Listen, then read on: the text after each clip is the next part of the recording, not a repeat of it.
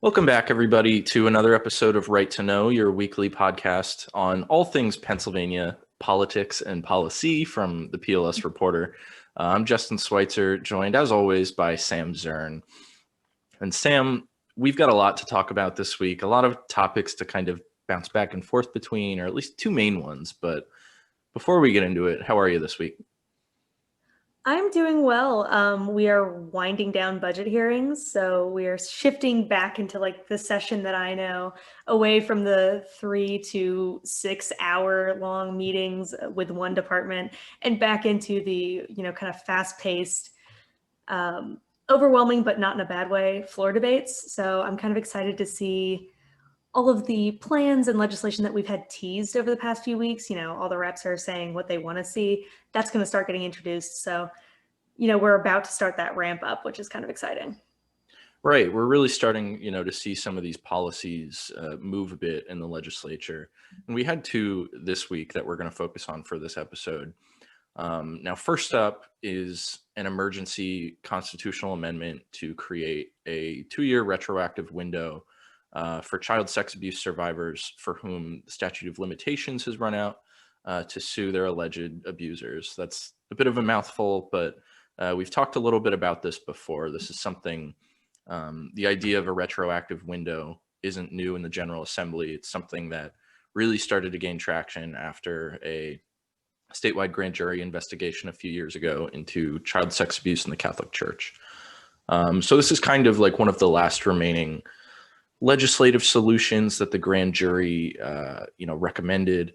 Now, the reason why we're at this emergency amendment proposal is because the Pennsylvania Department of State essentially screwed up when the legislature advanced a traditional constitutional amendment proposal a few years ago.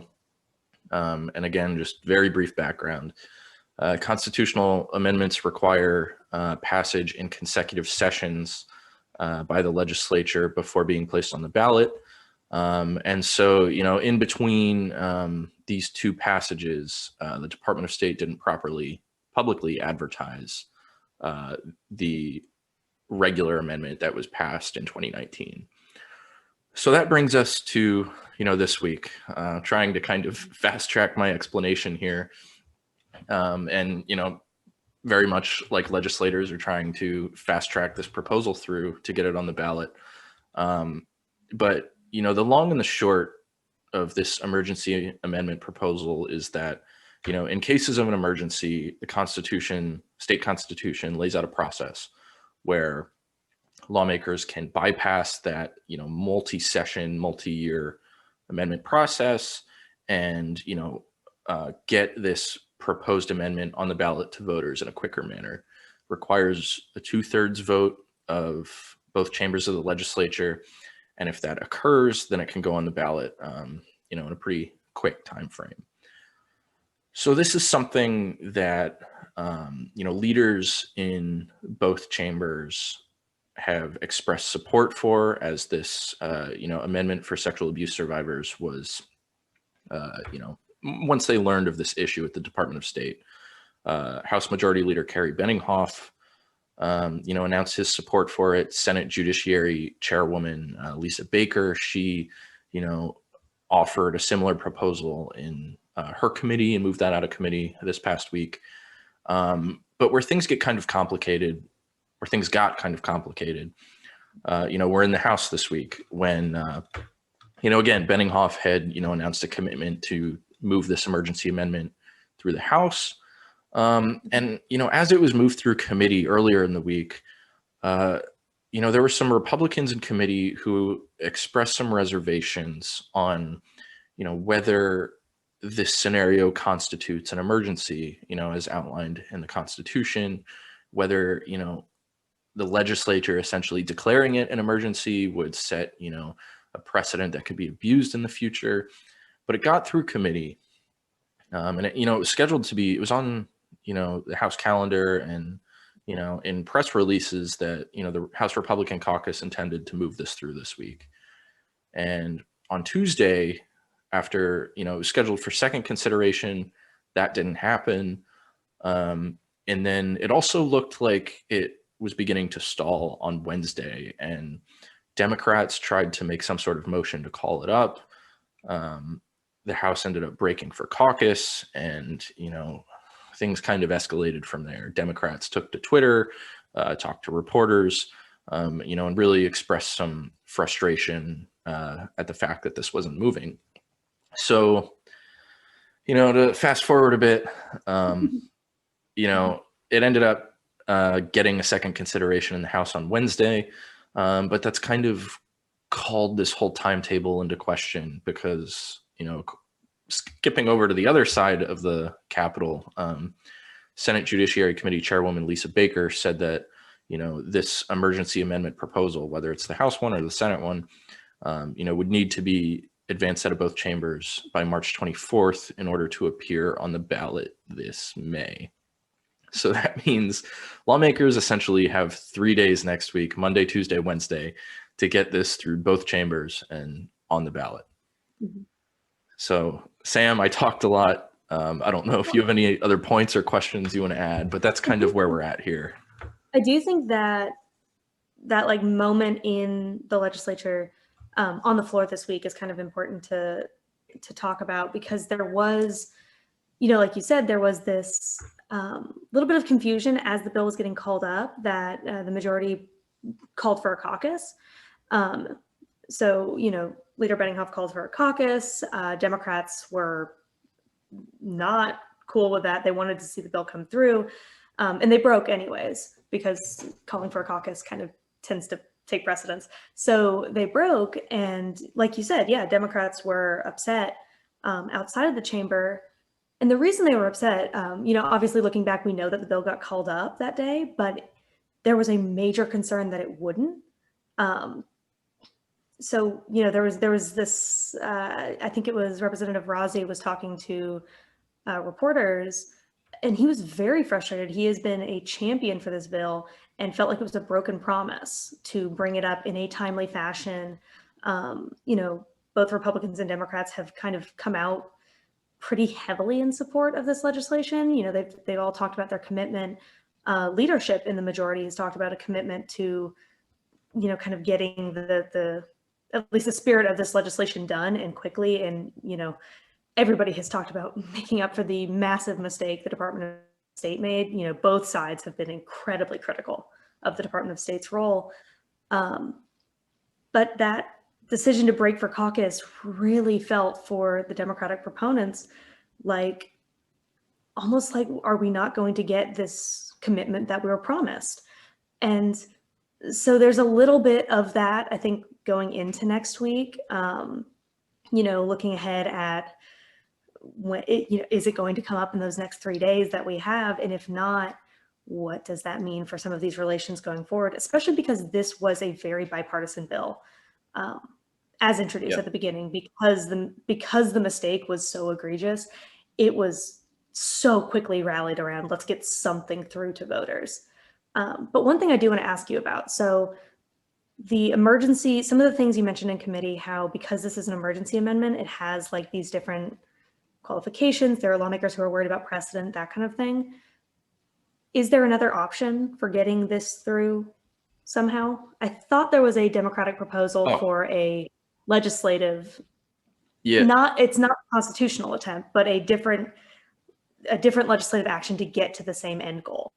Right. So, okay, I'm glad you brought that up. That was an important thing I skipped over. But yeah, Democrats dating back to like 2019 when, the whole slate of statute of limitations reforms were getting taken up, were rallying for just a simple like legislative 2-year window instead of changing the Constitution. So, Democrats, and this includes Governor Tom Wolf and Attorney General Josh Shapiro, they believe that creating a 2-year window, like legal window through legislation is, a legally, suitable option that, there aren't constitutional concerns with that.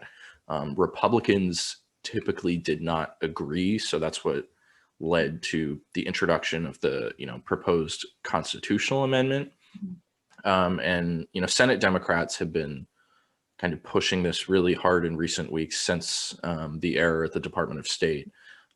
They said, it's really the quickest way to do this. It's a way that the legislature can kind of sort of almost use it as a backup plan. Like if the emergency amendment doesn't pass legal muster, if it gets challenged, if, a court rules against it, that, they still have this legislative solution that they can get to Wolf's desk knowing he'll sign it. So, that's really been something that has been, kind of highlighted by Democrats in recent weeks. There have been bills from Senate Democrats introducing it. They called for, again, Lisa Baker to, vote on them in committee. That vote hasn't come, just the emergency amendment. So, that is a potential solution, right? Like, I'm going to steal a phrase from Governor Wolf here. I'm not a lawyer, so I don't, I can't really comment on the legality of both the emergency amendment and, creating a window through a statutory change as opposed to a constitutional change. But I'm kind of intrigued at what may happen if this emergency amendment doesn't get passed in time. Do, Republicans change their minds on whether a legislative window is, doable? I don't know, but it's an ever evolving thing. And I think, depending on what happens with this emergency amendment, I could see Senate Democrats especially kind of ramping up their, rhetoric and public calls for this if that doesn't move through. Yeah. And I guess that's what we'll see in those first 3 days. We'll know pretty soon if it's on those calendars. Right. You might even be listening to this and know more than we do at the time, depending on when our voices grace your earbuds or headphones or whatever. And I think that's just kind of where this whole thing has been left. It's sort of a wait and see approach to see what happens on Monday, and if lawmakers can meet that March 24th deadline. So that's the proposal that is kind of in limbo right now. But Sam, we did have a bit of a contentious bill actually pass the House. So some concrete action that we know for sure is headed to the Senate. And that revolves around spitting and bodily fluids and law enforcement. Two or three very different topics there. So tell us all how they all fit together. Yeah, so you and I have been calling it the spitting bill, just like in our messages. And I was going for that with my original headline on the story. And I think we realized that not a lot of other people are calling it that yet. It doesn't really have that name. But essentially there is, like you said, passed out of the House this week is a bill that is, I'm just going to get like the bill language out here for you. So it creates an offense of harassment of a law enforcement officer if somebody intentionally or knowingly causes or attempts to cause a law enforcement officer to come into contact with blood, seminal fluid, saliva, urine, or feces by throwing, tossing, spitting, or expelling such fluid or material. So that's like the heart of the bill. Now that language is pretty much word for word the same as a code that's already in Pennsylvania's law with regards to corrections officers. So this law, which essentially, I guess I'll plain English it, you can't knowingly cause somebody to come or cause a law enforcement officer to come into contact with bodily fluids. Or intentionally. You can't intentionally spit on on a law enforcement officer. That exists in our prison system. For corrections officers, right? Corrections officers, yeah. People who are incarcerated can get like punishments, criminalization, that kind of thing, for causing a corrections officer to come into contact with bodily fluids. So this is essentially just taking that out of the prison system and putting it for law enforcement. Now, I think there's some details in there. What it does, like the way it criminalizes these actions, is it considers them a first-degree misdemeanor, carrying penalties of up to 5 years in prison and up to $10,000 fine. And then there is even more contentious part of this. So in cases where an individual knows, has reason to know, or should have known that they have a communicable disease, that'll be a felony with up to 7 years in prison and up to $15,000 fine. And in the bill, they specifically name HIV and hepatitis B as examples of communicable diseases. And that was where this week, the floor comments kind of centered around. So there's like more I do want to talk about in just a second, but this week it really centered around the naming of HIV and hepatitis B. So on the floor this week, we heard from both, we heard from a lot of people, but Malcolm Kenyatta and Brian Sims, two reps, both talked about the significant stigma that exists around HIV and Hep B already, which I think at this point is pretty well documented, the stigma around that. Obviously, we had an incredibly deadly epidemic in the 80s and 90s that went largely ignored because of the stigma. And that continuing, I keep using the word stigma, but that continued like social attitude towards those diagnoses is a huge hindrance to people getting tested, knowing their status, keeping up with it, that kind of thing. So that's a big area that like health advocates for a long time have been paying attention to. And Sims and Kenyatta on the floor both made the case that when you name those in this bill, specifically when this bill also includes things like spitting, which has no connection to HIV transmission or hepatitis B transmission. You can't spread it through saliva. You just can't.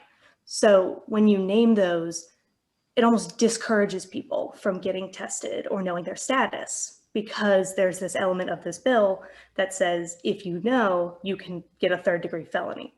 So that was where a lot of their floor comments centered this week, really just saying, hey, you know, vote how you would. I think it was Kenyatta who said, you know, vote on this bill however you feel about the underlying bill, but we have to take out the HIV and Hep B part of it.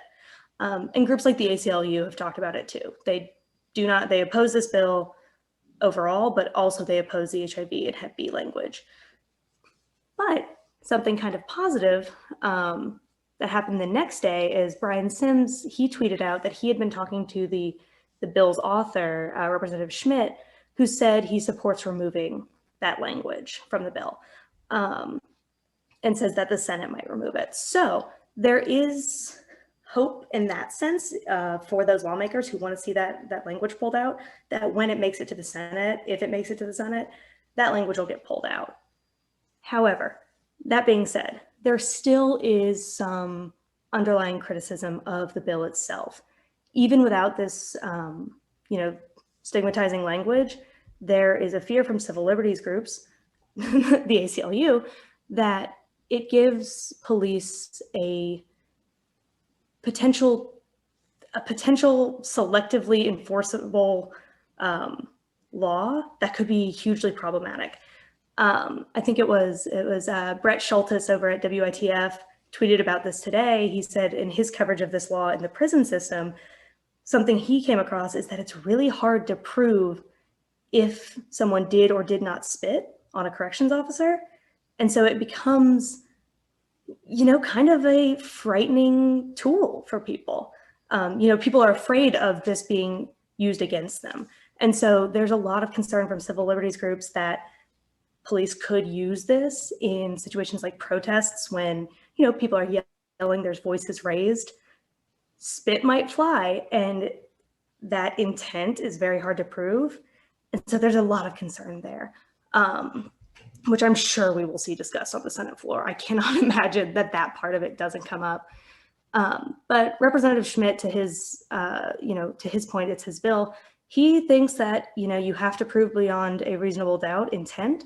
So he doesn't see this being a potentially abused bill. He thinks it's, you know, important to protect law enforcement officers from being spit on. And so, and other bodily fluids. I know we say spit, it's just because it's the most polite of the ones, honestly. I think that's why, and kind of the most controversial even of the bodily fluids in the bill. And correct me if I'm wrong here, but I believe Schmidt did say something about how, he thinks this is especially important in, the time of COVID-19. Like we're in a Mhm. pandemic where, you know, we know the coronavirus is, very transmissible. And I believe he used that, in his remarks of why lawmakers should support the bill. Which I thought was especially interesting because of something the ACLU and Sims also both mentioned COVID. So Sims, they get a little bit.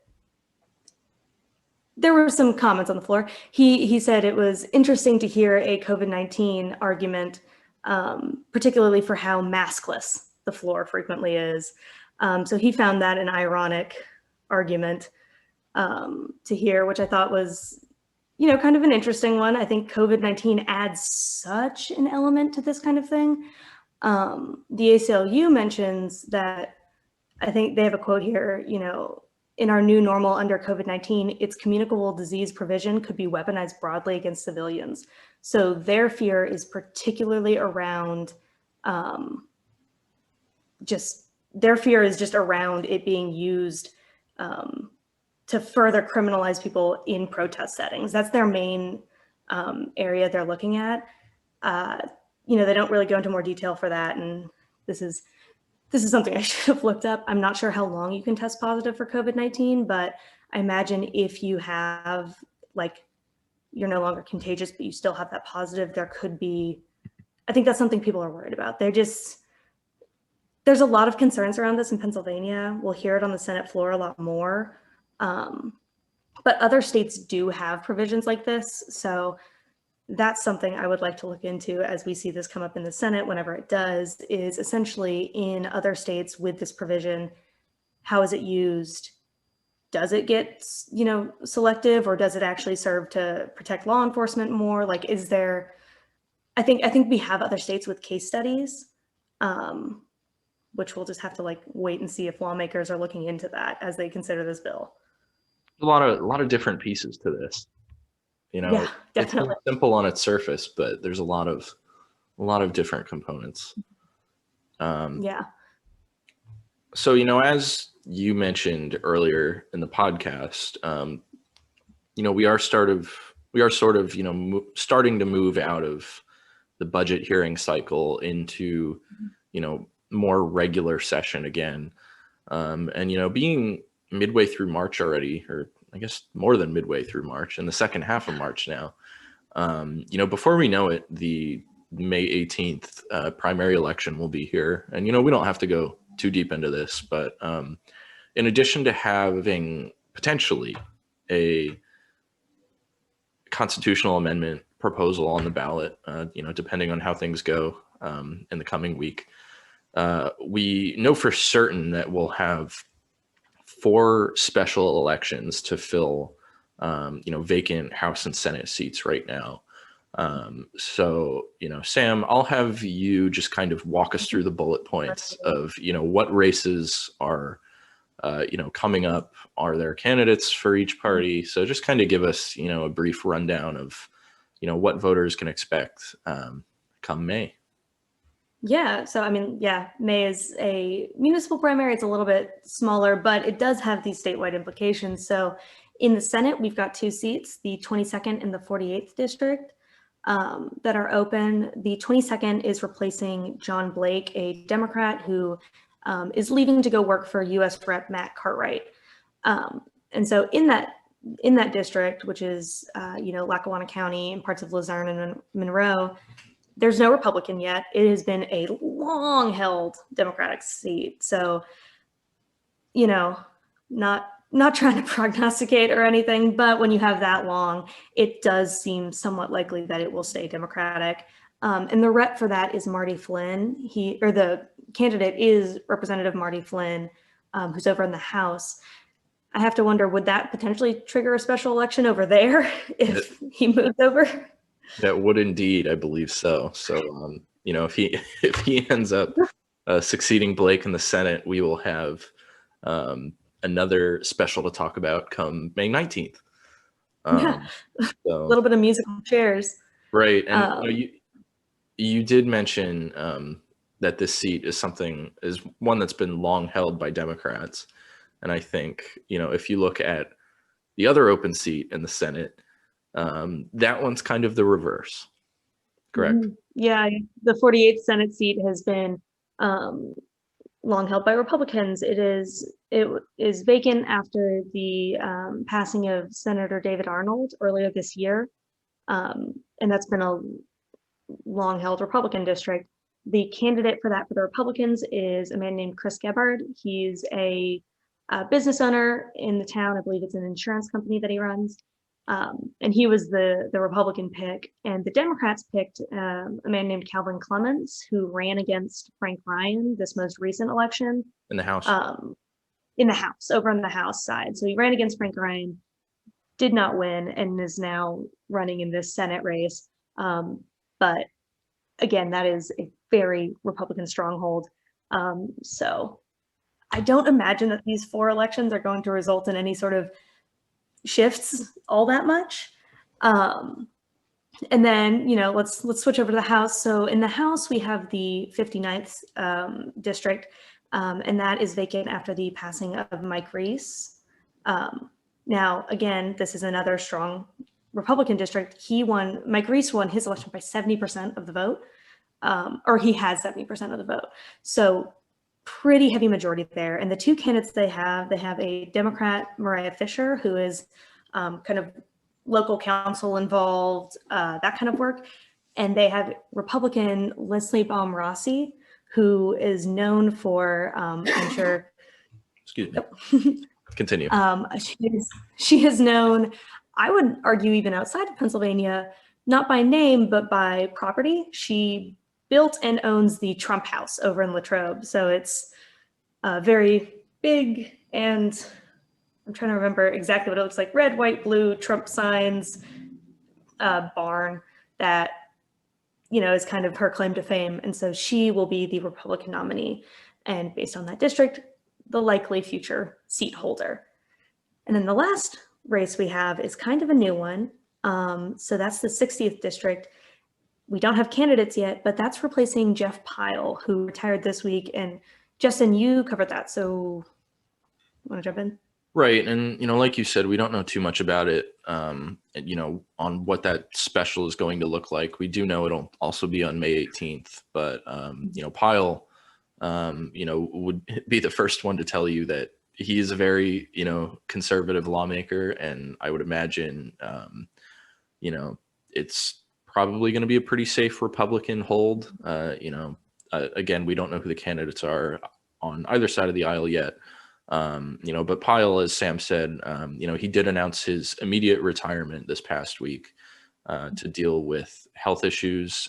He was diagnosed with kidney cancer in 2005, saw cancer return in 2017, I believe, and suffered a stroke last year. So, he is stepping away to continue cancer treatment and rehab for his stroke. So that's why there's an open seat in the 60th district.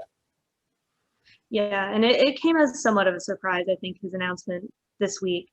But that race has also been already determined for May 18th. I think leadership in both the House and the Senate has kind of wanted to make the voting process as kind of all at once as possible. It's a lot easier to host an election and to have good turnout for an election when you kind of can get everything on the ballot at the same time. And so these will all be happening May 18th. So we should see some new faces in the legislature this, I guess, summer, spring-ish. Yeah. For sure. And, while we're on the topic of elections a bit, the Pennsylvania State House, both chambers, were identified by the Democratic Legislative Campaign Committee, which is, a national campaign arm for state legislative races for Democrats.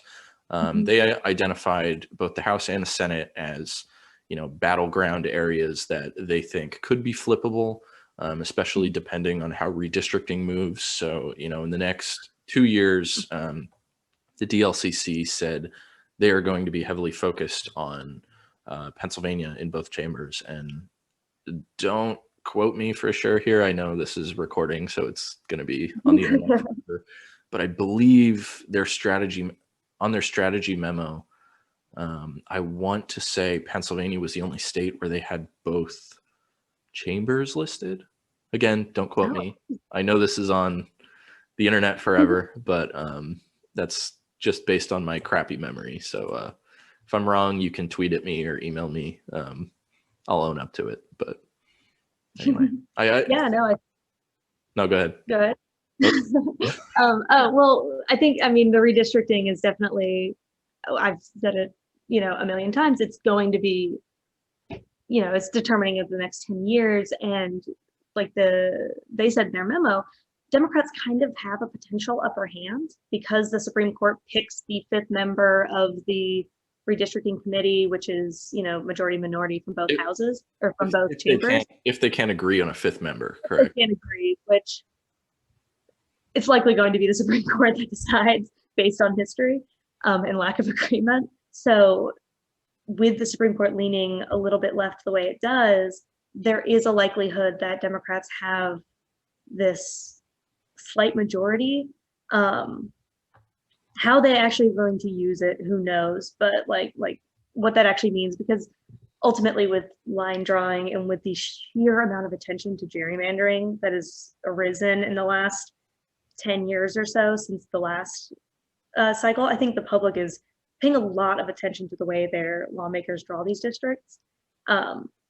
So I don't want it to sound like, oh, the Dems are going to gerrymander the map and that's how they'll win. That's not at all what I'm saying. And I don't think that's what the Democratic leadership is even saying. They're just saying that there's, the maps might be drawn they're drawn with Democrats and Democrats' concerns in mind. So maybe communities of interest, not breaking them up, that kind of thing. So that's a process that's going to kick off soon. They just called the committee the other day. They, I'm not sure the official process for it, but on the floor. They named those four, they named the four. Members. Yeah, and somebody asked Leader Benninghoff in a media availability, like, hey, when's the 5th going to happen? And he said, essentially, hold off for a bit. Like we got to get some things set up first. So it sounds like it's going to be a little bit before we start to see some movement there, but I can't imagine too long now because there's a lot of prep work they can be doing even before the Census Bureau gets data back to us. For sure. And, I think this is a good place for me to cut you off because I know you could talk redistricting all afternoon. So yes. I can assure every single listener that we will have podcasts on redistricting as this process, begins to move in the next, few months, next year. More of a threat than a promise. That's right. It depends on how much your ears can handle. So, we'll definitely be placing a focus on redistricting, in the year to come. But I think that leaves us at a good spot to transition out this week. And again, as always, you can find all of the episodes of Right to Know at righttoknow.podbean.com and wherever you like to get your podcasts, Apple, Google, Spotify, iHeart. Again, there's probably more. You can also find us on YouTube. We're posting, all of our podcasts from here on out to our YouTube channel, The PLS Reporter. So again, if you like to watch Sam and I discuss this back and forth via Zoom, we're there as well. You can also find us and all of our written coverage at theplsreporter.com. And, for those who aren't subscribers, you can get that for just $16.67 a month. But what you can get for free is our daily Eye Opener newsletter. And if you sign up for the Eye Opener, you will also be on the list for our new weekly newsletter, which is scheduled to come out every Saturday morning, recapping the week in Harrisburg. That newsletter, The Reporter Rewind, starts this week. So if you're not signed up, please do, and we will get you on the list. And there's an Eye Opener subscription form right on the right side of our website if you scroll down a little bit. So go over there, sign up, and you'll be one of the first people to get that newsletter. So stay tuned. And as always, we love to plug our Twitter. and our respective Twitters. You can find us at the PLS Reporter, and you can find myself at Justin_Schweitzer. I'm at Sam_Zern. And that's it for this week. Thanks for listening, and we will catch you next time.